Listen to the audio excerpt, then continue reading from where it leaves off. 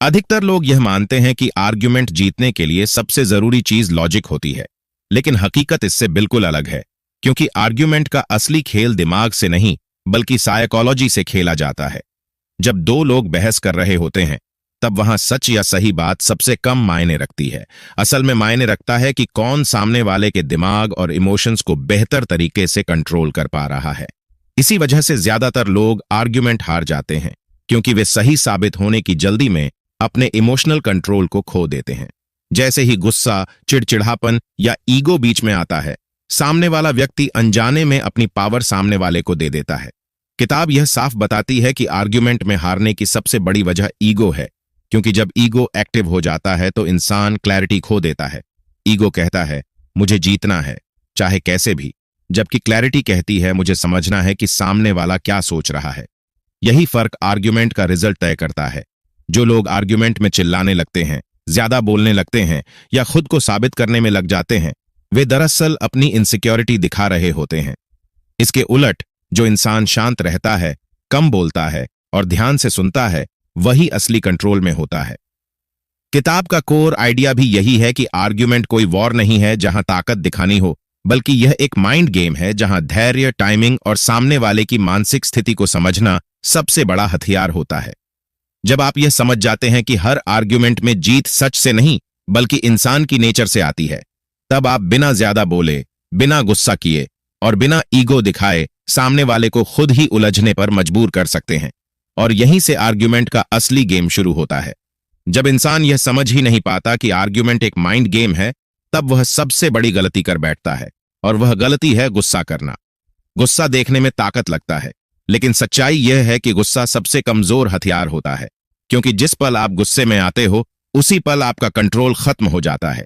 जैसे ही आवाज ऊंची होती है, हाथ हिलने लगते हैं या शब्द तेज हो जाते हैं, सामने वाला यह समझ जाता है कि अब आप रिएक्ट कर रहे हो, सोच नहीं रहे।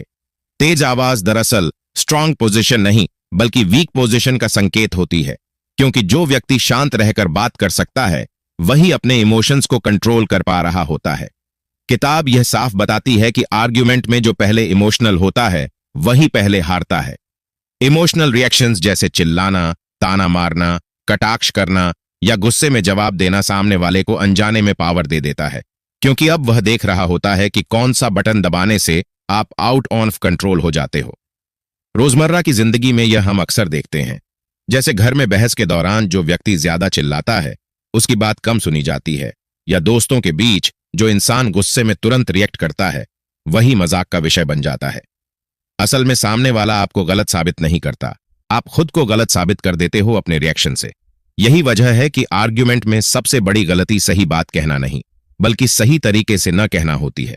जब आप गुस्से को हथियार बनाते हो तब आप खुद ही अपनी सबसे बड़ी ताकत यानी शांत दिमाग और स्पष्ट सोच को कमजोर कर देते हो, और यहीं से आर्ग्यूमेंट आपके हाथ से निकलना शुरू हो जाता है। जब गुस्सा और तेज आवाज आपकी पोजीशन को कमजोर कर देती है, तब इसके बिल्कुल उलट एक ऐसी चीज होती है जो बिना कुछ बोले ही आपको सबसे मजबूत बना देती है, और वह है साइलेंस।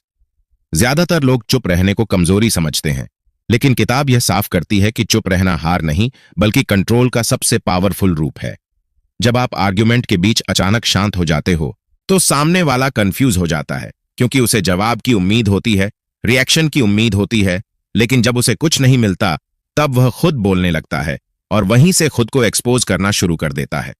साइलेंस सामने वाले पर एक अनदेखा प्रेशर डालता है, जिसमें वह ज्यादा बोल देता है, उलझ जाता है या ऐसी बातें कह देता है जो वह सामान्य स्थिति में कभी नहीं कहता।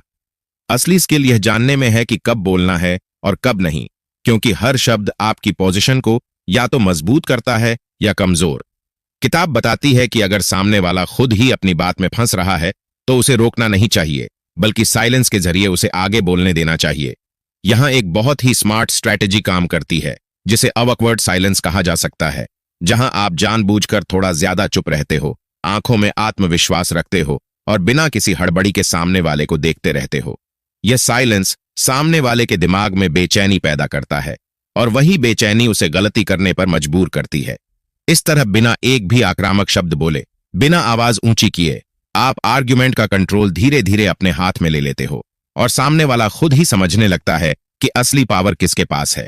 जब साइलेंस से आप सामने वाले को बोलने पर मजबूर कर देते हो, तब अगला स्टेप आता है सवालों का, क्योंकि किताब के अनुसार आर्ग्यूमेंट में कंट्रोल स्टेटमेंट देने से नहीं बल्कि सही सवाल पूछने से लिया जाता है। जैसे ही आप स्टेटमेंट देते हो, आप खुद को डिफेंडिंग पोजीशन में ले आते हो, लेकिन जब आप सवाल पूछते हो तो सामने वाला जवाब देने की मजबूरी में आ जाता है। यही वह पल होता है जहां पावर शिफ्ट होती है। सही सवाल सामने वाले के दिमाग को सोचने पर मजबूर कर देते हैं और अक्सर वह खुद ही अपनी बातों में उलझने लगता है।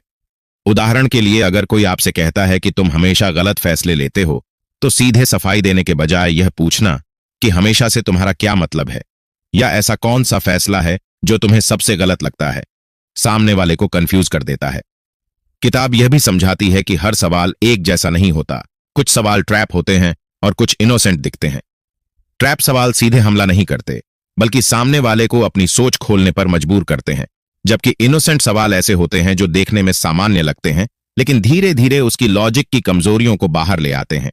रोजमर्रा की जिंदगी में हम इसे आसानी से देख सकते हैं, जैसे दोस्ती में, घर की बहसों में या क्लासरूम डिस्कशन में। जो इंसान बार बार स्टेटमेंट देता है वह थक जाता है, और जो इंसान शांत रहकर सवाल पूछता है वही आर्ग्यूमेंट की दिशा तय करता है। सवालों की सबसे बड़ी ताकत यह है कि वे सामने वाले को यह महसूस कराए बिना कंट्रोल में ले आते हैं कि कंट्रोल छीना जा रहा है। जब आप सही समय पर, सही टोन में और कम शब्दों में सवाल पूछते हो, तब आर्ग्यूमेंट लड़ाई नहीं रह जाता, बल्कि एक ऐसा खेल बन जाता है जहां सामने वाला खुद ही आपकी शर्तों पर खेलने लगता है। जब आप सवालों के जरिए कंट्रोल लेना सीख जाते हो, तब सबसे जरूरी बात यह समझना होती है कि आर्ग्यूमेंट में खुद को सही साबित करने की कोशिश करना सबसे बड़ा नुकसान होता है। जैसे ही आप यह साबित करने में लग जाते हो कि आप सही हो, आप अनजाने में सामने वाले को यह दिखा देते हो कि उसकी राय आपको हिला रही है। किताब कहती है कि जो इंसान अपनी बात को बार बार प्रूव करने की कोशिश करता है, वह दरअसल अपनी पोजीशन को कमजोर कर रहा होता है। इसके बजाय असली ताकत इसमें है कि आप सामने वाले से उसकी बात एक्सप्लेन करवाओ। जब आप शांत होकर उससे पूछते हो कि वह ऐसा क्यों सोचता है या उसने यह निष्कर्ष कैसे निकाला, तो वह बोलता चला जाता है और अक्सर खुद ही अपनी बातों में फंस जाता है। यही जगह होती है जहां ओवर एक्सप्लेनिंग का ट्रैप काम करता है। जितना ज्यादा कोई व्यक्ति अपनी बात समझाने की कोशिश करता है, उतना ही ज्यादा उसकी कमजोरियां बाहर आने लगती हैं। आप बिना किसी बहस के, बिना कोई नया तर्क दिए, सिर्फ सुनकर आर्ग्यूमेंट जीत सकते हो। लेकिन यहां एक स्किल बहुत जरूरी है, और वह है स्मार्ट लिसनिंग। स्मार्ट लिसनिंग का मतलब सिर्फ चुप रहना नहीं, बल्कि सामने वाले के शब्दों, उसके टोन और उसके भावों को ध्यान से पकड़ना होता है। जब आप ध्यान से सुनते हो, तब आपको सही समय पर सही सवाल पूछने का मौका मिलता है, और वही सवाल पूरे आर्ग्यूमेंट की दिशा बदल देता है। इस तरह आप खुद को सही साबित किए बिना, बिना थके और बिना इमोशनल हुए, सामने वाले को खुद ही अपनी सोच पर सवाल करने के लिए मजबूर कर देते हो। और यही किताब का एक सबसे खतरनाक लेकिन शांत हथियार है। जब सामने वाला यह समझ जाता है कि आप सवालों से और चुप रहकर कंट्रोल ले रहे हो, तब वह अगला हथियार इस्तेमाल करता है, और वह होता है इमोशनल ट्रिगर। किताब बताती है कि ज्यादातर आर्ग्यूमेंट इसी स्टेज पर बिगड़ते हैं, क्योंकि सामने वाला लॉजिक छोड़कर मैनिपुलेशन पर आ जाता है। वह नेम कॉलिंग करता है, जैसे तुम्हें कुछ समझ नहीं आता, तुम हमेशा ऐसे ही हो, या फिर सरकाज्म और मौकरी के जरिए आपको नीचा दिखाने की कोशिश करता है। इन सब का मकसद एक ही होता है, आपको इमोशनली रिएक्ट करवाना, क्योंकि जिस पल आप रिएक्ट कर गए, उसी पल कंट्रोल फिर से उसके हाथ में चला जाता है। किताब साफ कहती है कि इमोशनल ट्रिगर का जवाब शब्दों से नहीं, बल्कि शांत दिमाग से दिया जाता है। जब कोई आपको उकसाने वाली बात कहे और आप शांत रहो, तो सामने वाला खुद को असहज महसूस करने लगता है, क्योंकि उसकी चाल काम नहीं कर रही होती। यहां एक बहुत जरूरी टेक्निक काम करती है, जिसे इंटरनल सेल्फ टॉक कहा जा सकता है, जहां आप अपने दिमाग में खुद से कहते हो कि यह हमला मुझ पर नहीं, मेरी प्रतिक्रिया पर है। जैसे ही आप यह समझ लेते हो कि सामने वाला आपको नहीं, बल्कि आपकी इमोशंस को कंट्रोल करना चाहता है, वैसे ही उसका असर कम होने लगता है। शांत रहकर हल्की मुस्कान या न्यूट्रल एक्सप्रेशन के साथ जवाब देना आपको अपर हैंड पर ले आता है। इस स्थिति में सामने वाला या तो और ज्यादा आक्रामक होगा, जिससे वह और ज्यादा गलत दिखेगा, या फिर धीरे धीरे पीछे हटने लगेगा। किताब यही सिखाती है कि इमोशनल ट्रिगर को हराने के लिए आपको लड़ना नहीं है, बल्कि उसे काम न करने देना है। जब आप अंदर से स्थिर रहते हो, तब बाहर का कोई भी हमला आपको हिला नहीं पाता, और आर्ग्यूमेंट अपने आप आपके पक्ष में झुकने लगता है। जब आप इमोशनल ट्रिगर्स को बेअसर करना सीख जाते हो, तब आर्ग्यूमेंट में अगला बड़ा हथियार सामने आता है, और वह है टोन। किताब समझाती है कि शब्दों से ज्यादा असर टोन का होता है, क्योंकि सामने वाला आपकी बात से पहले आपकी आवाज को महसूस करता है। एक ही वाक्य अगर तेज और आक्रामक टोन में बोला जाए तो वह हमला लगता है, लेकिन वही वाक्य अगर शांत और संतुलित टोन में बोला जाए तो वह अथॉरिटी दिखाता है। धीमे बोलना इसलिए डोमिनेंस दिखाता है क्योंकि यह संकेत देता है कि आपको जल्दी नहीं है, आप हड़बड़ी में नहीं हो और आपके पास कंट्रोल है।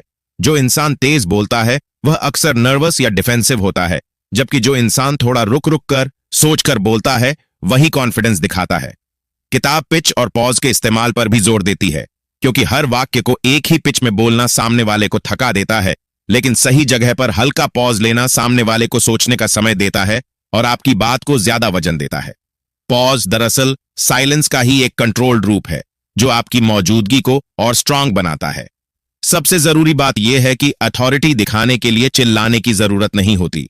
बिना आवाज ऊंची किए, बिना शब्दों की बौछार किए, सिर्फ शांत टोन और सीमित शब्दों के जरिए आप सामने वाले को यह महसूस करा सकते हो कि आप घबराए नहीं हो।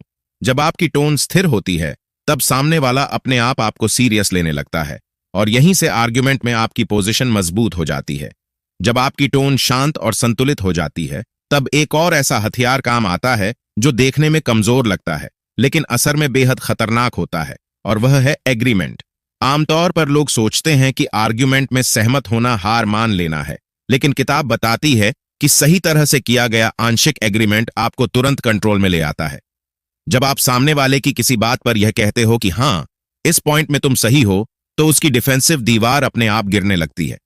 वह मानसिक रूप से लड़ाई के लिए तैयार होता है, लेकिन जब उसे विरोध के बजाय सहमति मिलती है तो उसका दिमाग कंफ्यूज हो जाता है। यही अनएक्सपेक्टेड एग्रीमेंट का असली असर है। तुम सही हो कहना सामने वाले को शांत कर देता है, क्योंकि अब उसे खुद को बचाने की जरूरत महसूस नहीं होती। लेकिन यहां चाल यह है कि आप पूरी बात से नहीं, सिर्फ एक छोटे हिस्से से सहमत होते हो, जिससे कंट्रोल आपके पास ही रहता है। जैसे ही सामने वाला रिलैक्स करता है, आप सवालों या साइलेंस के जरिए बातचीत की दिशा बदल सकते हो। किताब यह भी समझाती है कि एग्रीमेंट से सामने वाला खुलकर बोलने लगता है, क्योंकि उसे लगता है कि अब वह सुरक्षित है। इसी पल वह ज्यादा ईमानदार हो जाता है और कई बार अपनी असली सोच खुद ही बाहर ले आता है। यह तकनीक इसलिए खतरनाक है क्योंकि इसमें कोई टकराव नहीं होता, कोई आक्रामकता नहीं होती। फिर भी सामने वाला धीरे धीरे आपकी शर्तों पर आ जाता है। जब डिफेंसिव दीवार गिर जाती है, तब आर्ग्यूमेंट लड़ाई नहीं रह जाता, बल्कि बातचीत बन जाता है, और उसी बातचीत में असली कंट्रोल चुपचाप आपके हाथ में चला जाता है। जब आप एग्रीमेंट जैसी तकनीकों से सामने वाले की डिफेंसिव दीवार गिरा देते हो, तब एक बहुत गहरी सच्चाई सामने आती है, और वह यह कि आर्ग्यूमेंट कभी भी पूरी तरह लॉजिकल नहीं होता, क्योंकि इंसान खुद लॉजिक से ज्यादा इमोशन से चलता है। किताब बार बार यह समझाती है कि लोग सही फैसला इसलिए नहीं लेते क्योंकि उनके पास सही जानकारी नहीं होती, बल्कि इसलिए लेते हैं क्योंकि उनका ईगो और उनके बायस उन्हें वही देखने देते हैं जो वे देखना चाहते हैं। हर इंसान अपनी पहचान, अपनी सोच और अपनी इमेज को बचाने की कोशिश करता है, और आर्ग्यूमेंट में सच अक्सर इसी कोशिश के नीचे दब जाता है। यही वजह है कि बहस के दौरान ट्रुथ सेकेंडरी हो जाता है और सेल्फ डिफेंस प्राइमरी बन जाता है। सामने वाला यह नहीं सोच रहा होता कि सही क्या है, बल्कि यह सोच रहा होता है कि मैं गलत कैसे न दिखूं। रियल वर्ल्ड में इसे हम हर जगह देखते हैं, चाहे फैमिली डिस्कशन हो, दोस्तों की बहस हो या ऑनलाइन कमेंट्स। लोग अपनी गलती मानने के बजाय बात घुमा देते हैं, मुद्दा बदल देते हैं या इमोशनल कार्ड खेलते हैं, क्योंकि गलती मान लेना उनके ईगो को चोट पहुंचाता है। किताब यह भी बताती है कि जब आप यह मान लेते हो कि सामने वाला लॉजिक से नहीं बल्कि अपनी भावनाओं से बोल रहा है, तब आप उससे लड़ने की बजाय उसे समझने लगते हो। यही समझ आपको आर्ग्यूमेंट में आगे रखती है।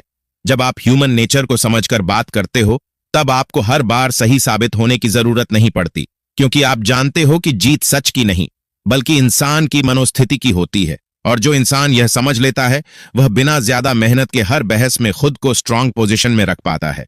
जब आप यह समझ जाते हो कि इंसान लॉजिक से नहीं बल्कि इमोशन और ईगो से चलता है, तब एक और बेहद जरूरी समझ पैदा होती है, और वह यह कि हर आर्ग्यूमेंट जीतना जरूरी नहीं होता। किताब साफ कहती है कि हर बहस को जीतने की कोशिश करना दरअसल खुद को हर बार थकाने जैसा है, क्योंकि कुछ आर्ग्यूमेंट ऐसे होते हैं जहां सामने वाला समझने नहीं, सिर्फ जीतने आया होता है। ऐसे में वहीं रुक जाना सबसे स्मार्ट मूव बन जाता है। एग्जिट स्ट्रैटेजी का मतलब भागना नहीं होता, बल्कि सही समय पर बातचीत को बंद करना होता है। स्मार्ट एग्जिट लाइंस जैसे अभी इस पर बात करना ठीक नहीं है, या मैं तुम्हारी बात समझ गया हूं, इस पर बाद में सोचेंगे, सामने वाले को यह महसूस कराए बिना बातचीत खत्म कर देती हैं कि आप हार रहे हो। सबसे पावरफुल मूव तब होता है जब आप शांत रहते हुए बिना किसी ड्रामा के वहां से हट जाते हो। वॉकिंग अवे बाहर से सिंपल लगता है, लेकिन साइकोलॉजिकल लेवल पर यह बहुत स्ट्रांग मैसेज देता है कि आप इस बहस पर अपनी एनर्जी खर्च करने को तैयार नहीं हो। जो इंसान खुद को कंट्रोल कर सकता है वही यह फैसला कर सकता है कि किस लड़ाई में उतरना है और किसे छोड़ देना है। किताब यह भी बताती है कि लॉन्ग टर्म में वही लोग रिस्पेक्ट पाते हैं जो हर छोटी बात पर रिएक्ट नहीं करते। जब लोग देखते हैं कि आप हर आर्ग्यूमेंट में नहीं घुसते, तब आपकी बातों का वजन बढ़ जाता है। आप कम बोलते हो, लेकिन जब बोलते हो तो लोग सुनते हैं। इस तरह आर्ग्यूमेंट छोड़ना कमजोरी नहीं, बल्कि भविष्य की ताकत में इन्वेस्ट करना होता है, जहां आप अपनी एनर्जी, अपनी शांति और अपना सम्मान तीनों बचाकर रखते हो। जब आप एग्जिट स्ट्रैटेजी की अहमियत समझ लेते हो, तब यह साफ दिखने लगता है कि ये सारी तकनीकें सिर्फ थ्योरी नहीं हैं, बल्कि रोजमर्रा की जिंदगी में हर जगह काम आती हैं। दोस्तों के साथ आर्ग्यूमेंट में अक्सर ईगो बीच में आ जाता है, जहां छोटी सी बात भी बड़ा मुद्दा बन जाती है। लेकिन अगर आप साइलेंस, सवाल और टोन का सही इस्तेमाल करते हो, तो दोस्ती बची रहती है और कंट्रोल भी आपके हाथ में रहता है। फैमिली डिस्कशन में तो यह और ज्यादा जरूरी हो जाता है, क्योंकि यहां आर्ग्यूमेंट जीतने से ज्यादा रिश्ते बचाना मायने रखता है। घर में अगर आप गुस्से या तेज आवाज के बजाय शांत सवाल पूछते हो और आंशिक एग्रीमेंट दिखाते हो, तो सामने वाला भी नरम पड़ने लगता है। स्कूल या कॉलेज की सिचुएशंस में, चाहे टीचर से बात हो या क्लासमेट्स के साथ बहस, यहां टोन और पॉज आपकी इमेज बनाते या बिगाड़ते हैं। जो स्टूडेंट चिल्लाता नहीं बल्कि सोचकर बोलता है, उसे ज्यादा सीरियस लिया जाता है। ऑनलाइन आर्ग्यूमेंट और कमेंट वॉर्स में तो यह सब और भी ज्यादा साफ दिखता है, क्योंकि वहां लोग आपको इंसान की तरह नहीं, सिर्फ एक स्क्रीन की तरह देखते हैं। किताब बताती है कि ऑनलाइन बहस में सबसे बड़ा पावर मूव है रिएक्ट न करना। जब आप उकसाने वाले कमेंट पर जवाब नहीं देते या सिर्फ एक शांत सवाल छोड़ देते हो, तो सामने वाला खुद ही एक्सपोज हो जाता है। हर जगह नियम एक ही रहता है, जो इमोशन कंट्रोल करता है वही सिचुएशन कंट्रोल करता है। जब आप इन तकनीकों को अलग अलग हालात में अप्लाई करना सीख लेते हो, तब आर्ग्यूमेंट आपकी एनर्जी खींचने वाली चीज नहीं रहती, बल्कि एक ऐसा टूल बन जाती है जिससे आप बिना रिश्ते तोड़े, बिना शोर मचाए और बिना खुद को छोटा किए हर जगह अपनी पोजीशन मजबूत रख पाते हो। जब आप इन सारी तकनीकों को एक साथ देखकर समझते हो, तब एक साइलेंट लेकिन गहरा सवाल अपने आप पैदा होता है कि अगर तुमने अब भी खुद को कंट्रोल करना नहीं सीखा, तो आगे क्या होगा। हर छोटा आर्ग्यूमेंट भले उस पल जीत या हार जैसा लगे, लेकिन समय के साथ वही आर्ग्यूमेंट आपके रिश्तों, आपकी इमेज और आपकी मानसिक शांति को धीरे धीरे नुकसान पहुंचाते रहते हैं। किताब यह इशारा करती है कि ज्यादातर लोग अपनी जिंदगी में इसलिए थक जाते हैं क्योंकि वे हर बात पर रिएक्ट करते हैं, हर बहस को व्यक्तिगत बना लेते हैं और हर बार खुद को सही साबित करने की दौड़ में लग जाते हैं। इसका लॉन्ग टर्म असर यह होता है कि लोग आपकी बात सुनना बंद कर देते हैं, रिश्तों में दूरी आने लगती है और अंदर ही अंदर एक लगातार बेचैनी बनी रहती है। इसके उलट जो इंसान शांत दिमाग रखना सीख लेता है, वही असली मायनों में पावरफुल पर्सनैलिटी बनता है। शांत दिमाग का मतलब चुप रहना नहीं, बल्कि यह जानना होता है कि कहां बोलना है और कहां छोड़ देना है। जब आप कंट्रोल में रहते हो, तब आर्ग्यूमेंट आपको नहीं चलाता, आप आर्ग्यूमेंट को चलाते हो। यह एंडिंग कोई जोरदार भाषण नहीं देती, बल्कि आपको अकेले में सोचने के लिए छोड़ देती है कि अगली बार जब कोई आपको उकसाए, जब कोई आपकी सीमाएं तोड़े या जब कोई आपको गलत साबित करने की कोशिश करे, तब आप वही पुराने रिएक्शन दिखाओगे या एक शांत, स्थिर और समझदार इंसान की तरह जवाब दोगे। क्योंकि आखिर में जीत उसी की होती है जो अपनी आवाज नहीं, अपने मन को काबू में रख पाता है, और जो यह समझ लेता है उसे किसी भी आर्ग्यूमेंट में खुद को साबित करने की जरूरत ही नहीं पड़ती।